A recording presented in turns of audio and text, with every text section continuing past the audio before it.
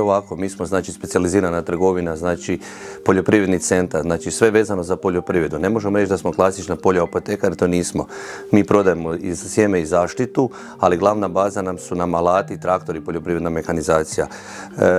Distributeri smo Milwaukee alata, to su vam, znači ne možemo reći najbolji alati u Europi, ne najbolji alati u Hrvatskoj, najbolji alat na svijetu, ne.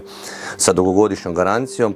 Znači to je alat kojega koriste i poljoprivrednici, i građevinarci, i tesari, i svi. Znači širok spektar alata. Ima, znači Milwaukee ima oko 15.000 artikala. Ne?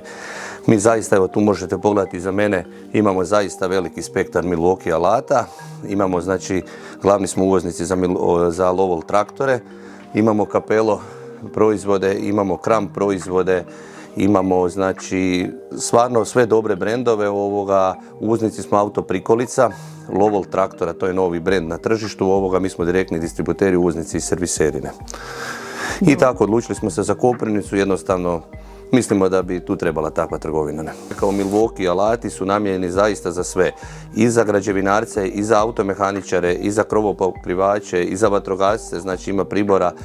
Za poljoprivrednike, znači za vrtlare, znači ima zaista Milwaukee prodaje alat za sve vrste segmenta. Znači Lowell traktori, to su kineski traktori, dolaze iz Kine, znači, ali budimo realni, danas vam sve dolazi iz Kine. Ljudi jesu malo skeptični, kineski traktor, ali kineski auto, kineska majica, kinesko sve. Zapravo sve što god dolazi u Europu, moramo biti pošteni i reći da je 90% iz Kine. Ne? Tako i ti traktori imaju 3 godine garanciju ili 2000 radnih sati.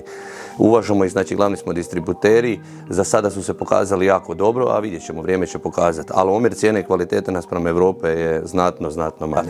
Imamo ljude specijalizirane koji prodaju Milwaukee alate, imamo ljude specijalizirane koji prodaju Lowell traktore, imamo ljude koji imamo sjeme i zaštitu. Znači svako je za neki segment, znači svaki savjet, sve šta god trebaju, kod nas će moći dobiti, naravno ne.